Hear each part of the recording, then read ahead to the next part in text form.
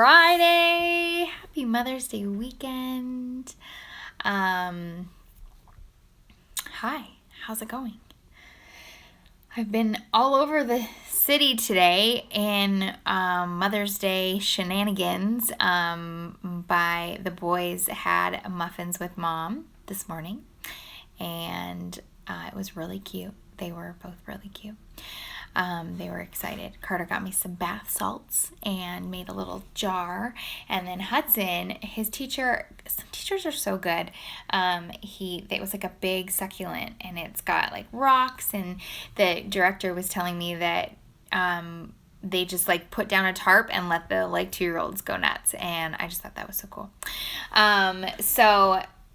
We had muffins with Mom, and then Avery just had a performance at school, and it was so cute with lots of singing, and I got some coupons and, for the things, with all kinds of pastries all day long. So to say that today has been a great food day would be a lie. But you know what? It has been a great day of being able to be intentional with each of my kids.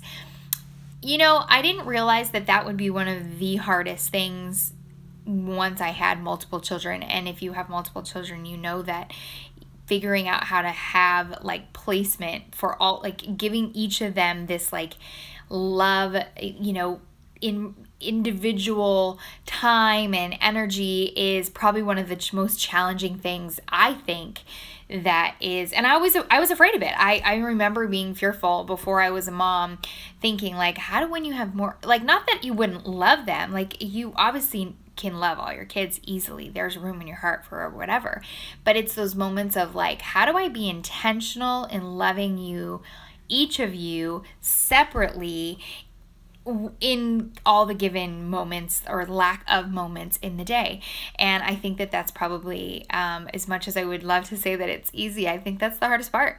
I think for me, that is, I like to make people feel really known and loved, and just like obviously we all want to make our kids feel known and loved, but when you're pulled in all the different directions, that becomes a really big challenge. So especially because they're so young, they're only 5, 4, 2, and 5 months. I feel like obviously the 5-month-old is in this priority land because obviously he's like feast or famine. So he kind of needs me. But the other 3, Hudson is 100% still in that very much I need you mom phase. And so it just makes it really hard, and it pulls at your heartstrings because you just want to be like, you want to be the end all be all. You want to show them that you're in all the moments and doing all the things. But the fact is, it's really hard, and it really is. Why, thank you, Amanda.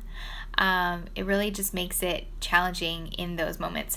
But that's not really what I want to talk about. Well, kind of. So our 2-year-old is very challenging right now. Shocking. He's actually our first I hate terrible twos. Trying twos? Can I say trying twos? He is, let's put it this way. My husband and I both may have mentioned that we have a little bit of anxiety going into the weekends because it's so much. He is a dictator of all things. And I know what you're thinking, like, oh yeah, you just do all these things. And I thought, with Avery and Carter, they both were, I could probably count on one hand Avery's breakdowns. Carter never, ever threw a fit in his life. And Hudson is, he's thrown enough for basically 4 or 5 2-year-old kids, in my opinion. But it's hard. It's really hard. And he is frustrating, and he makes you have to be so on point with your like headspace, because I will tell you, he will bring you to your knees, and not in a good way, or maybe in a good way, because you are reaching, you are leaning into the Lord and less of yourself. But, he is demanding. He's strong-willed. He wants things the way he wants. He's still learning to communicate, so he just gets stuck in his vocabulary, and it's just been a really trying time with him. He's not even 2.5 yet, so I feel like maybe I'm in for another 1.5 years. So that's that's cool. But I will say, I remember when there were those quotes that would come across the thing, and it was like, you've never parented until you've carried your child out of a store at like a surfboard. And I used to always think like, oh wow, I don't even really know, like, I don't know what that what that's like. And to be honest, I probably a little prideful in the sense of like, I just, well, we just have these 2 kids that they just don't do that. Naive, which is so funny because I think you think, as you have more children, you just become like, kind of like, you know everything. Yeah, you know nothing. You know nothing. 4th kid came along, no, nothing. I'm still like, it's like I'm in high school and going to parenting classes on the daily. So even when you think you're going to know stuff, you still don't know stuff. And I think that he is so humbling because he's not a product of what I'm creating. I'm not allowing him to, be this way. Unfortunately, I just don't know that you can really like zap it out of him, right? I just don't know that that's an actual thing. I wish that it was, where you just were like 1, 2, 3 and you're fine, you're happy. Nope, doesn't work. So it's and he got a baby brother all in that moment, all in the 2s. And so I think it's just a magnitude of everything. And he is just hitting at his max. He doesn't like food, so I think he's hangry all the time. But again, not the point of what I'm talking about. The point of what I'm talking about is, how do you, when something is hard every day, like let's say you have, maybe you have you have a boss that's challenging, or you have a baby that doesn't sleep, or you have a 2-year-old that's really, challenging, or you have, a really long commute, or a marriage that's kind of falling apart, or what else? Financial difficulties, loss of job, whatever, a sickness, illness, sick parent. And every day holds a challenge, right? Every day, without fail, that's probably going to be a challenge. And maybe there's a rare occasion that it isn't, and you get to just kind of ride the waves of that great day. But majority of the time, it's going to be kind of a hard day.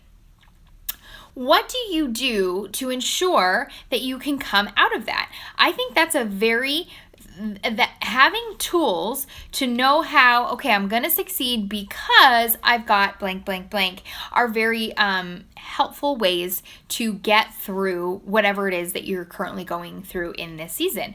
And for example, like for me right now, my challenges are, lack of sleep, the 2-year-old, time, obviously being pulled in a couple different directions with my kids. And again, like I was talking about in the beginning, really trying to be intentional with loving them each well.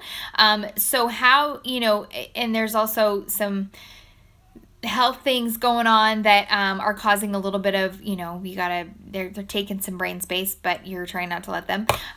So these are my hard shifts. And to be honest, as I'm saying them out loud, I really don't think that they're very hard. They're more exhausting than they are hard. And so, but what are some of the things that I do to, make sure that I have the energy to do X, Y, and Z? And I know I preach that you actually get more energy when you work out, but that's a real thing. Food is so much fuel to your body so that you can fuel your body so that you have more energy to handle all the things that are, coming at you. Maybe for me, it's getting up and getting ready. I know that might seem really silly, but it gives me the confidence and the just kind of that, like, I've got this vibe feeling going. It really does aid in giving me that like false sense of security. So that's one thing. Also having really great tangible tools on how to be intentional with each of my kid. So a lot of it is making sure that things are scheduled, which makes the hard things not so hard. And maybe that seems like, well, yeah, duh, Kim, but the truth is you still have to fight for it. So like if once a month, James and I each want to get some alone time with each kid and each other for that matter, we have to be really intentional about making sure those things happen. And then how do we make, those things happen? And so I think the point of my story is, whatever is if things are hard and you're challenged in a lot of different areas in your personal life right now. Do things for you that you can control so that you have the energy, consistency, mental space to handle that hard thing or things. Because I think that when we let that thing consume us, we then let it consume everything. And we find ourselves kind of just swimming upstream, hoping that maybe we'll catch a what are those things called? A pocket. Here I am trying to be analytical with some analogies and things, and now I can't even think of what it's called. A current. Current is what I was trying to say. But you're hoping you'll catch the current and you'll make it downstream. But the truth is, you might be treading water for quite some time. So what can you do to make sure that you survive in that time period and not completely derail your life? That I think is those are some tangible things. That's going to be a life skill that you will be always grateful for, that you have put into place, because life is going to constantly be throwing things at us. We all know that. That's just how it works. And so how do we make sure that we kind of rise up and rise above? Excuse me. It's VitaCup coffee time. I just have been to too many different, I've been too many places all around town today. So anyway, that's all I have for you today. For all you mothers out there, I hope that you have the best Mother's Day weekend. For those of you who have lost a child and or don't have children, please know that you are celebrated on this weekend as well. And you are a mother to that child, even if that baby is up in heaven. I know I have one up there too. So please know that you are loved and you are cared for. And this weekend is just as much about you.